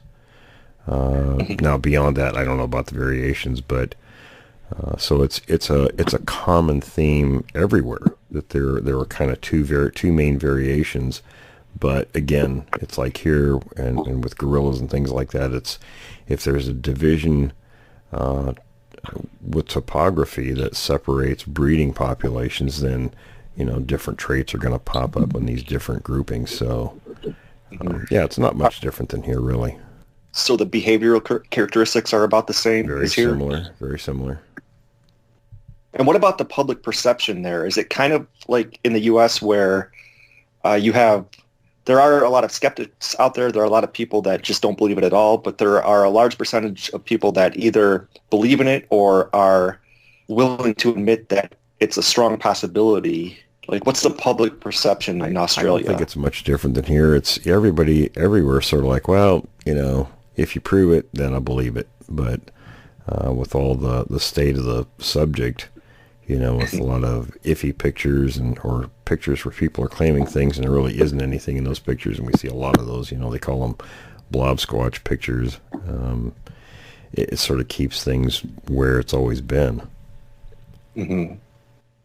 It brings up a good question, though, or a good point, and that is the argument that you hear from so many people as, well, gosh, I'm in the woods all the time. I've never seen one. I don't know anybody who's seen one, therefore they don't exist. And I think the counterpoint on that is, listen, you're not looking for deer, elk, bear, or even silverbacks. You're looking at something, and I'm just looking for your feedback or comment on this. This is a creature that, for the most part, wants to remain hidden, wants to remain unseen. And you could be in the woods, and frankly, in some of the thickly wooded areas, you could probably be 30 feet away from this thing, and you'd never know it. It wouldn't make a sound. Right. And I actually think Tony's point of view would be better, because from a legal standpoint, when we're talking about evidence, there's a lot of evidence. And it all gets tried in the court of public opinion. And who the hell cares about public opinion? If you got proof, you got proof. Yeah, good point. Yeah, Tony, I don't know if you want to elaborate on that. So you hit it right on the head. There's not much more to elaborate on. What's in front of you is there. You got eyewitnesses. I think that's paramount myself, but of the thousands of people who have seen them, that's a lot of liars. Well, and it's spread out over a large span of time, right? I mean, An eyewitness is an eyewitness. I mean, I can't think of too much that's more probative than to bring someone in and say, tell me about this. On such and such a day, I looked and I saw this and I saw these characteristics and blah, blah, blah, blah, blah. That's as good as it gets in a court of law. You know, I think He stood there and I saw him. Right. He stood there and I saw him and he pulled the trigger and he blew the guy away. I think the big difference is, in a court setting, that's an established framework that everyone, it's established that that's the way laws are going to work. These are the laws. This is how they're going to work. This is the system for making these things applicable. So when you have an eyewitness who's sworn in, they give their testimony, and then a jury or the judge, weighs that information and makes a judgment. When this stuff has never been put into any kind of a framework. It's just kind of put out there by people, and so that means just anybody can weigh in on with whatever opinion they have. And really, it's like Renee Hendon always said, one of my favorite quotes of his, everyone has a right to their opinion, but nobody has a right to be wrong about the facts. Without the facts, opinions are meaningless. So when a lot of these people weigh in with their opinions, they aren't giving their opinions based on much of anything except their own beliefs. Yeah, an opinion based Tony, on I've got one thing. An opinion based on an eyewitness account is completely different, however. Oh, yeah. No, I agree. That distinction is huge. And, somebody asked a question? Well, I was going to ask a question, Tony, and that is, a lot of these people, these eyewitnesses, have reported to the authorities, to law enforcement or federal authorities, like rangers and BLM guys and stuff like that. If this is a rhetorical question, but is there a repercussion for making false reports regardless? In other words, if I go in and I make a false report to law enforcement that something happened, are there consequences for that? And yeah, sure, that's illegal. Making a false report is illegal. That was, like I said, a rhetorical question. And so of all the thousands of reports, if like you said, that's a lot of liars, there'd be a lot of liars who are, for lack of a better word, libeling themselves, right? Well, they're risking, but not all of the people who we're discussing have filed reports, obviously. So those who have placed themselves at risk for filing a false claim, I suppose. Whether that would be a deterrent or not, I doubt it. But even if you took, called half of them liars, you still have a whole lot of people out there left. Yeah, and there have been a few that have actually had sworn affidavits of their accounts. So I suppose in those cases... Unfortunately, Will, I hate to say this, but after 50 years, the first couple of years of practice, I was appalled at the number of people who lied on the witness stand. It was just, I thought it was such a sacrosanct body and event that if you're in a court of law, he's going to get up there and swear to tell the truth, and he's going to tell the truth, and that's the gospel, and no, nothing could be farther from the truth. No, it was really a huge eye-opener for me and kind of a letdown. So, yeah, he could prepare a declaration or an affidavit sworn under oath, but judges just kind of shrug it off, to be honest with you. They look at the demeanor. They look at the demeanor of the witness. You listen to him. Is it possible that he saw it this way? And did he look and sound like he was honest? Well, and that's more important than the fact that he raised his right hand. Yeah, I've had people contact me and they'd say, well, maybe you should have, I'm thinking the word, where you do a lie detector test with somebody. And I always have to tell them, going back to my psychology training and the reasoning, lie detector tests are not admissible in any courts is because people can fake those. They can... they're not admissible. They never have been admissible, but I personally think they're very reliable. They can be, and it just depends on how good the liar is. The police do too, right? Because when they administer a polygraph, if the person passes it, they'll drop that case. Mm-hmm. So they must feel that there's validity there. Yeah, there's people who can skate by, but I'm telling you, they're rare. Yeah, you got to be up. I know some politicians who could probably pass. Oh, I think for professionals,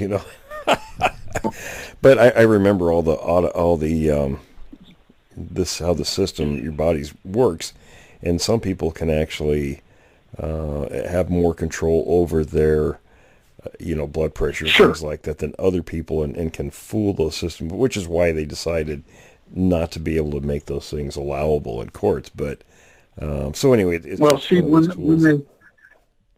when they made that decision not to allow it in court, it was early on, and they have perfected the polygraph since then. But regardless, the law seems to continue to drag on and not allow it into evidence. But they check your eye movement now. Mm-hmm. They can test perspiration. They test temperature. Obviously, heart rate, respiration rate. You got to be a real pro. You got to be in the Senate or House of Representatives to be able to do that. Go ahead, Brian. Yeah, I have a question. Has there ever been a case where, say, a law enforcement person, or even a judge for that matter, hears a report, like let's say that somebody submits a sighting, a report of an encounter, and you have somebody in law enforcement that just doesn't believe in the subject at all and actually went through and tried to prosecute them for a false report? Not that I'm aware of. I mean, I've known a number of law enforcement officers that have seen these things, and it's a big eye-opener for them. But as far as trying to prosecute somebody for filing a false report, I'm not aware of any. Yeah, I was just curious. Prosecutors have too much to do. Yeah, I think that's how it gets there. Yeah, and Tony, I'm sure you know this. They have a lot to do. So something like this, with the reputation the subject has, are just going to think, oh yeah, it's baloney. I'm not even going to waste my time with that. Yeah, that's where this age-old question of if one was shot and killed, are they going to be prosecuted? And that boils down to the prosecuting attorney. Yeah. That's you got the prosecuting attorney for the county or the state is going to look at that and say, boy, do I prosecute this? It's not the federal government. It's this guy who sits down and has dinner every night with his wife and family, and then it becomes political. Oh, you sure you want to waste our time and money on this thing? Could be a real can of worms. Well, yeah, so that's who it boils down to. This one poor guy who, lights his camels at night and he doesn't know what to do. Wouldn't it be interesting? Of course, this is this probably never happened, or at least for several years. But could you imagine if something like that were to happen and someone were prosecuted, and then it goes, with the appellate process, it keeps getting appealed, and it goes all the way to the Supreme Court, and I wonder how they would rule. Just imagine that. Well, here's the thing. If somebody were to kill one and bring a body in, and they were prosecuted for that, first of all, what would they be prosecuted for? And because, number one, there aren't any laws governing that, and then the whole Endangered Species Act would kick in, and that could take many years before they make any sort of determinations there. So that action would be before all of that took place. So the person doing the shooting really wouldn't know what it was they were shooting. And is it a life and death situation? There's a whole, and I'm sure, Tony, there's a whole host of factors that would play into something like that. Well, to me, and of course it's never been done, but the factor that would, I think, be paramount would be somebody who tries to determine what it is. Is it more DNA that shows it is more likely human, or a greater percentage of human, or is it a greater percentage of animal? And then somebody has to determine, well, if we feel it's 51% human, then it's murder. Questions like that, that to me would be where that would go, as bizarre as it would sound. And quite frankly, if you looked at it, let's say you shot the animal and they determined it was an animal, then you have to have, any rules and regulations against shooting an animal like this. And the fact that, we're supposedly the only hominid species left living of all of them that did exist, and I'm pretty certain it's going to prove out to be another hominid species, not human. So how do you, with no laws governing that, to me, that's up in the air. Yeah, a long way. We've never had a reason to make any kind of laws governing other hominids. Yeah, that's first blush. There's no doubt about it. And I got a question regarding that, and that is, if it got to the point where one shot and one side says, well, gosh, we did the test, that comes up as 51% human, would that bring about, I'm just wondering if the other side would bring in their expert witnesses and say, we've studied it and you're actually wrong and it's not 51%. Could you see a scenario like that playing out that would drag it on for a long time? Here's something you could throw in there too, though. Since chimps come up, and not it wouldn't be come up as saying human, say 51% human. What it would come up is shared DNA characteristics. Like with chimps, they share 98% characteristics DNA as humans do. But if you kill a chimp, it's not homicide. You see what I'm saying? Oh, yeah. In answer to the... Well, that brings up a question. Yeah, go ahead, Tony. In answer to the previous question, of course you would have an expert on the other side. That's what trial is all about. It's a war of the experts. So you'd have 2 and 3 and 4 experts on one side and 2 and 3 and 4 on the other. And, that's the way the game is played. You buy your experts. Well, and Will, I've got a question for you. Okay, yeah, so the chimps share a significant portion of their DNA with our DNA. Right. But and obviously they're not human, well, with the exception of some of the people I've worked with and coworkers I've had in the past, we won't talk about that. But because it isn't just DNA, it's the characteristics that define a species. So we know the Sasquatch does not share many morphological similarities to make them human. They're very different. So you have to consider those things. There might be a lot of shared characteristics in DNA with us, but when you look at the morphological similarities or dissimilarities, there's some big differences, just like with chimps and gorillas. You're not going to lump them in the same species as us. So what makes a hominid versus an animal? Well, it's the morphological similarities. And when you look at chimps and gorillas, there's a lot of similarities that lump them in the same kind of family grouping. And we'd have to get John, our forensic anthropologist, to give us a much more defined explanation. But and we should probably do that here. We could bring him on with Tony too. There could be some interesting conversations there. Some splitting of hair, so to speak. But then you get down to species definition. and that's where the dissimilarities come in. So the Sasquatch, if you look at feet and hands and some of the other characteristics, are more similar to us than they are, say, chimps and gorillas. You know what I'm saying? So that would make them more closely a hominid than the great apes. Even though I know today they're trying to put them all in the same groupings, and for whatever reason, I don't know, but there are some clear differences. You guys want to have a little fun? I'm kicking this around in my mind as to how that would work in the courtroom. I have heard, and this is for fun, but I've heard a number of accounts where hunters have had these things in their sights.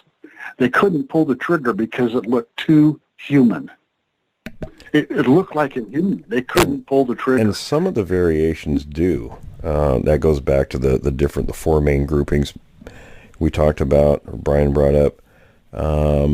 There is a type that's been described many times as, quote unquote, like the caveman type, where it is a little bit more in appearance what we'd think of as humans, where there's some that are completely not. If you look at the Patterson film, that obviously does not look like a human in any way. Now let's take that. Let's say that one that resembles a human the most is shot, and they photograph that face, and they show that face to the jury, and they say, would you shoot this thing? Doesn't this look like a human being to you? Do you really believe in your heart that you could shoot and this human and walk away unscathed? I could see that argument in a heartbeat. I could see the opposite argument too. Is what's the rest of the morphology tell us? You know what I mean? If you're looking at just the face, yeah. I'm just playing at this courtroom play, but I can see that happening. Oh, sure, absolutely, absolutely. But then it's a fun exercise, and it goes back to what Brian was talking about, where you could exhaust the appellate process and take it all the way up, to the Supreme Court. Look at these feet. These feet look like feet of a person to you. Does a person have this kind of strength? I can see this going back and forth and back and forth. That'd be a hell of a trial. But you could also make the pretty compelling case that it was maybe self-defense if it was. That's irrelevant. But that's irrelevant right now. We're just discussing whether or not you can argue to the jury if it's a human or if it's an animal, and then you take the next step. If it's a human, then is it justified? Right. And then you get into the self-defense and whether it could be shot and whether you could, oh, gee. Well, then that goes back to if you prove that they're man-eaters and the person felt for their safety. Yeah, that's a pretty clear argument there. Yeah, that's self-defense, obviously. Yeah, that's, be a heck of a trial, man. It would be. Fellas, did we have any other listener questions? I think I'm good for now. Brian, did you have anything, or? I guess just one final question, and I guess it's a personal question, but and I was just looking up today doing research. Have you ever heard or been to it's in Santa Cruz, but it's called the Bigfoot Discovery Museum? No, I haven't been there, but I think I've heard of it. Yeah, I was just curious. It's run by a guy named Mike Rugg. Oh, yeah. I guess he's a really nice guy and everything. I don't know much about it, though. Oh, okay. I think there are a few of those kind of places around the country. Not a lot, but a few here and there, like the guy, we're going to talk to in Florida next week. Yeah. I don't know, Brian, if you want to bring up talk a little bit about that before we do the recording, what he's got there and what he knows, what he presents. Yeah, well, he runs I guess it would almost be like a tour museum, but he takes people out on tours, I think. But he's interested in the Florida swamp ape, and he's located in South Florida. And hopefully we should be able to bring him on next week for an interview. So and I was I was going to mention too, for listeners, we're going to interview Lyle Blackburn next week also. Get some more information. We've done a few interviews regarding, Arkansas and the Falk Monster and all that area. So Lyle's done some work in that area and knows a little bit about that. So that'll be an interesting interview. Well, Tony, did you have any questions? Or I do. Do you think that there are still types and groups, let's say types of Sasquatch who have yet to really be discovered? It's possible, sure. Mr. Black, who I've talked about, told me there may even be a fifth and there are a number of variations, of course. Specific types could be. We don't know much about South America or Mexico. They are seen there. Different varieties. There was Deloy's ape, and I can't remember what year that was. It was in the 1920s, I believe. That was different than what we're talking about here. Smaller variations. One was shot and killed. There were two of them that actually started attacking the group of explorers that went there, and with rocks and things, which we've heard plenty of times here, things being thrown at them, and they shot the male. There was a male and a female. Could very well be a different variation of these things. So is it possible? Sure. Do you know if other governments treat this topic like our government does? We know that they put the lid on it, they hush it up. Do other governments do that as well? I'll just say yes. I'm not going to delve too much into that aspect, but yeah. I wonder why. Well, I kind of know, but again, I'm not going to talk too much at this point about it. Well, we're running a little bit short of time, fellas. Any final thoughts or questions or things you want to talk about? No.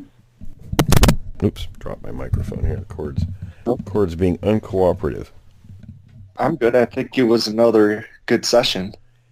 Yeah, and we certainly appreciate Yeah, I think it was a real good session. appreciating it. And I want to thank Tony. I was just going to do that. Yep. Yeah, thanks. Okay. He always brings some interesting perspectives to the questions, that's for sure. And what I'd like to do is we'll see if we can arrange. We're going to have to get you set up with Skype so we can bring John, our forensic anthropologist, on, so we can get, both legal and the science angle kind of working together when we talk about some of these discussions, especially, that theoretical court setting. That would be interesting. Absolutely. He's been there. He's sharp. He's a sharp guy. He is a sharp guy. Well, and we'd like to, for people listening, since, Tony is, retired, longtime litigator, attorney, and judge, we'd like to have you actually conduct some of the interviews with some of our witnesses who, if you're interested in having an attorney and a judge conduct an interview with you, a deposition, we'd certainly like to have you come on and do that. I'd be happy to walk them through it. Well, we'd appreciate it. So anyway, and I just want to say. Oh, go ahead, Tom. Well, I was just going to say, and don't be intimidated. I think that would be a privilege because it would probably be a real interesting interview. Yeah, because we can ask a lot of questions, but somebody who's a professional at conducting interviews, it would be really interesting to see how that goes, and it would be a privilege, to have Tony interview you. Well, thank you. Appreciate that. Okay, fellas. Well, listen, we're going to wrap it up for this segment. Stay tuned for Jim's story. And again, if you have questions, comments, if you're a witness and would like to come on, contact us at creekdevil.com. And Tom, I don't know if you want to give you and Brian's emails too. Yeah. So you can, just questions at creekdevil.com is send your questions. And if you have an encounter, we'd love to hear from you. That's where we hear a lot of this. People that contact us, and it's just encounters at creekdevil.com. And maybe you just want to share your encounter, but you don't necessarily want to be a witness, or maybe you're kind of on the fence about that, you can still send your encounter to encounters@creekdevil.com and just let us know. And you're in the driver's seat as to whether we interview you or not. So I'd also like to add, if you don't want to record but want to share an encounter, I'm still collecting stories for my third installment of Witness of the Unknown books. Volume 3, I'm collecting stories for that. So if you want to just write out your account and send it to me at williamjevning@yahoo.com, I would really appreciate that. Okay, fellas, that's a wrap for this segment. Everyone, stay tuned for the third segment of the show after the break.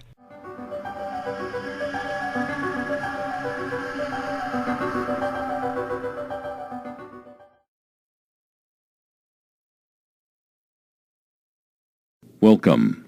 This story is being brought to you by William Jevning and is being narrated by me, Jim Sower. This story comes to us from Argosy Magazine, December 1977. It's titled Bigfoot, Man, Beast, or Myth, and is written by Jeff Williams. The number of reports from respected people, the finding of footprints in areas too remote for pranksters to expect success, lends credibility to the belief that something is out there. But what? There was a downdraft of cool mountain air following Virgil Larson as he moved down the forested slopes of Mount Shasta. Even though weighted by a chainsaw and tools, Larson moved through the Northern California woods with practiced ease. He was a timber faller and had worked in the woods for 30 of his 47 years. His partner, Pat Conway, was off to the left, and Larson could no longer see or hear him. At the base of a towering Douglas fir, Larson sat down for a quick smoke. It was 8:30, Friday, September 3rd. As he smoked and enjoyed the cathedral solitude of the forest, he heard the sound of someone moving toward him from above, the sound of feet breaking the carpet of twigs and underbrush. Idly, Larson looked up and saw a figure moving easily toward him through the light-patterned woods.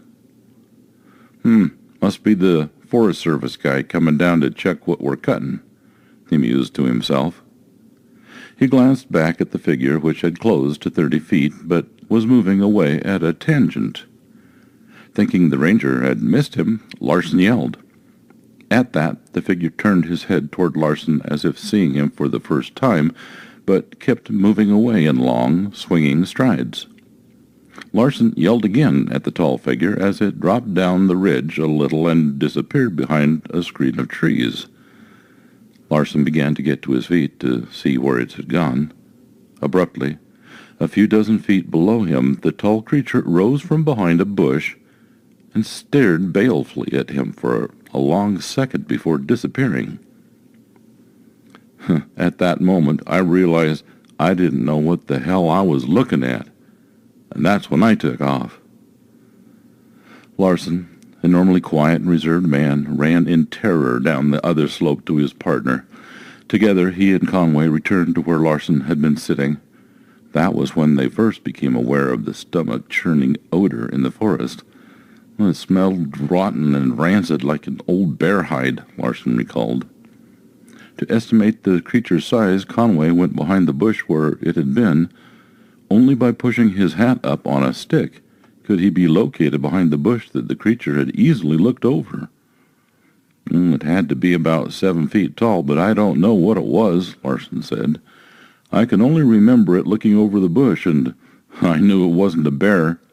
Bears don't walk through the woods on 2 feet. I can only remember from the hairline up, just dark hair pushed straight back. I can't remember the face at all.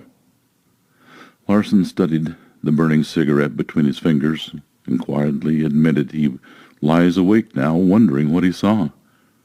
Was it Sasquatch? The giant ape-man that thousands believe stalks the vast mountainous forest regions between Northern California and British Columbia?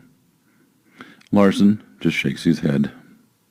The shock of seeing something so strange has blanked his mind on the subject. Larson's foreman, when questioned about the reliability of his follower, was blunt. "Let me put it this way," said Ralph Gant. "If Larson told me he had seen Jesus Christ, I would believe him." Sergeant Walt Bullington, the deputy sheriff who investigated the sighting, said, "I think he's telling the truth, and as he knows it, he's not falsifying." Larson is just one of numerous reliable men who have spent years in the woods and have nothing to gain but the scorn of fellow workers who admit to seeing that giant hairy creature commonly known as Bigfoot or Sasquatch. Unquestionably, there are mistaken sightings and outright hoaxes, but the number of reports by respected men finding of footprints in areas too remote for pranksters to expect success lends credibility to the belief that something is out there. And that something is generally reported to be about 7 feet tall, covered with dark hair and virtually no neck. It has massive shoulders. Obviously, is heavy and leaves man-like footprints 14 to 18 inches long and 8 inches wide. The reports are not just a new fad. In April of 1840, the Reverend Elkanah Walker, missionary to the Spokane Indians, wrote a long letter to his superior filled with misgivings on the future of the Indians. They seem as fated to fade away before the whites, as the game of their country. In closing, he added this surprising note: "I suppose you will bear with me if I trouble you with a little of their superstition. They believe in the existence of a race of giants which inhabit a certain mountain off to the west of us. They say their track is about 1.5 feet long. They will carry 2 or 3 beams on their back at once.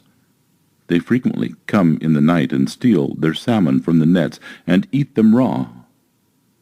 If the people are awake, they always know when they are coming very near, by their strong smell, which is most intolerable.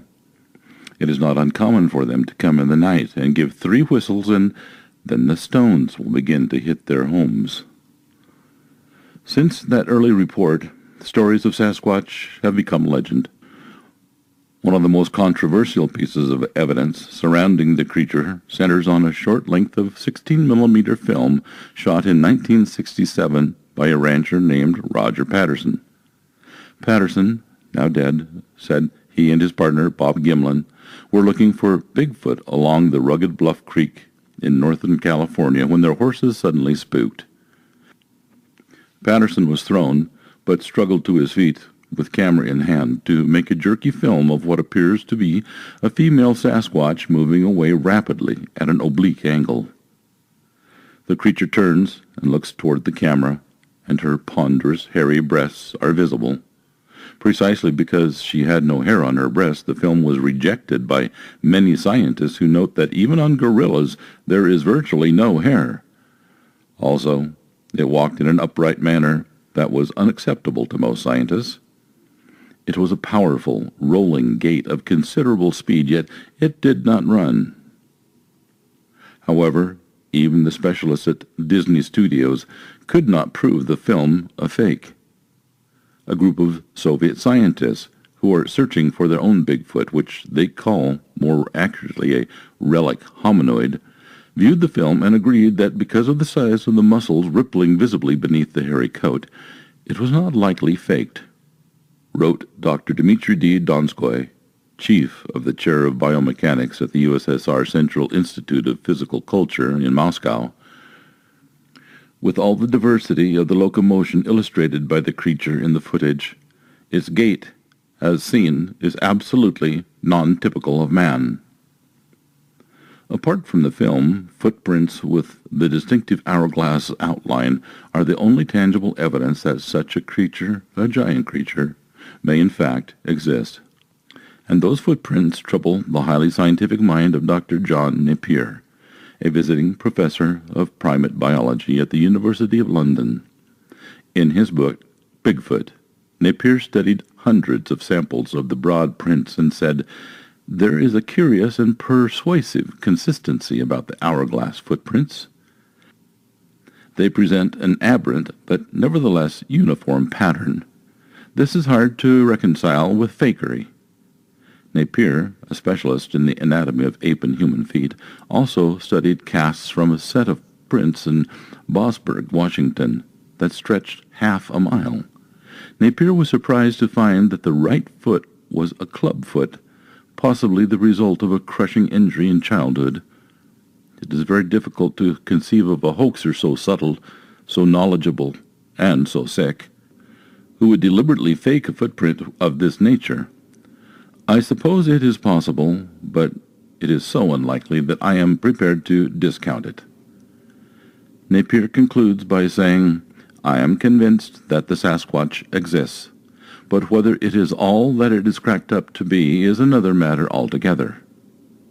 There must be something in Northwest America that needs explaining, and that something leaves man-like footprints. The evidence I have adduced in favor of the reality of Sasquatch is not hard evidence. Few physicists, biologists, or chemists would accept it, but nevertheless, it is evidence and cannot be ignored. This conclusion, even from such an eminent scientist, sticks in the throat of Dr. William Montagna, director of the prestigious Oregon Regional Primate Research Center. In a scathing denunciation of the Sasquatch legend and its investigators, Montagna wrote in the September Primate News, "Fascinated by the unknown and goaded by his imagination, man is forever fabricating devils and saints. Nothing is to be gained by arguing with believers. Incapable of sifting reality from fantasy, they swear to have seen the footprints of Bigfoot or of the abominable snowman, Yeti, and to have heard their chilling roars.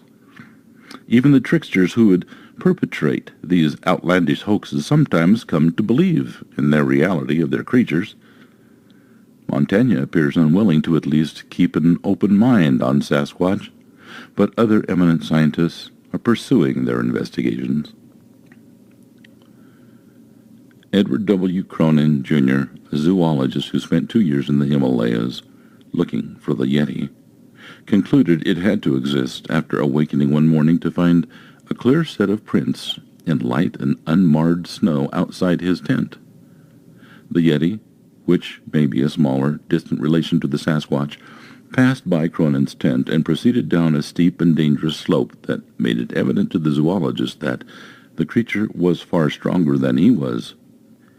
He concluded in an article for the November 1975 issue of The Atlantic that based on this experience, I believe there is a creature alive today in the Himalayas which is creating a valid zoological mystery. As evidence mounts that both a Yeti and a Sasquatch exist, the question of what exactly it is becomes more pertinent. The leading contender in the minds of a few scientists is Gigantopithecus, a massive creature that existed as late as 500,000 years ago in the Himalayas in China. His few fossil remains indicate he was more than 7 feet tall. Dr. Paul Simons, the senior physical anthropologist at the University of Oregon, told me in an interview that it is conceivable that Gigantopithecus crossed the land bridge at the Bering Strait just as man did some 50,000 years ago. My basic feeling is there is no such thing, but I'm not willing to rule it out, Simons said. He then added a fascinating bit of evidence that Gigantopithecus might have migrated while other primates like the gorilla remained in the tropics. He noted that chimpanzees and gorillas wear their teeth down similarly, and that Gigantopithecus and early man wore their teeth down in the same fashion. So it looks as though there is a similar jaw action, Simons said. Does that mean they went looking for similar food? At least it means their dietary adaptation was not similar to the chimp and the gorilla who stayed in the tropics, but it's hard to go beyond that. He said if there is something roaming the great northwest forests, why hasn't someone found conclusive proof? Skeletal remains, hair, or fossils? Such questions make thousands of skeptics react like Dan Mott, a rancher who has spent most of his 42 years hunting and fishing in the mountains of California. Bigfoot is just a bunch of crap. With all those hunters out there every year, someone would have found one or shot one by now if it was really there. One man who ardently believes both that Sasquatch is in fact out there, but should never be shot, is Peter Byrne, a Britisher. Actually, he's Irish, in his early 50s. Byrne has all the rugged looks of a professional game hunter, which is precisely what he was for 20 years in Nepal. Then, beginning in 1962, he made 2 expeditions in search of the Yeti. Although both failed, Byrne became convinced the Yeti existed. Then, at the urging of Texas oil millionaire Tom Slick, Byrne came to the Northwest to use his hunting skills in finding Sasquatch. For 6 years, Byrne has continued his lonely search, what he terms the ultimate hunt, but now, instead of a rifle, he carries a camera. From the modest trailer he calls home in the Dalles, Oregon, Byrne points at the dark coniferous forest that begins not far away. Once you go 50 feet into those forests, you simply disappear. It is as dense as any jungle, and we're dealing with a nomadic group, or individuals who stay in an area only one day before moving on. This adds to the difficulty of finding them. Byrne notes that the soil of the Northwest is too acidic for fossils, and that if a Sasquatch did die in the forest, other animals would eat it and scatter the bones within days. With only a handful of the creatures around and thousands of square miles of extremely rugged mountains, it is conceivable for Sasquatch to remain largely invisible. One only has to recall Ishi, the last of a stone-aged Indian tribe who remained hidden with his family in a canyon only 8 miles from Oroville, California in the early 1900s until he voluntarily appeared. The Haase tribe, another Stone Age people, were found in the Philippine jungles only in 1971. The mountain gorilla was not proven until 1902. Byrne, who has never seen or heard a Sasquatch, has seen 16 separate sets of prints that he, a veteran tracker, believes to be the real thing. If he feels sure that the Sasquatch are out there, why continue to hunt them down? It doesn't seem important except for one reason.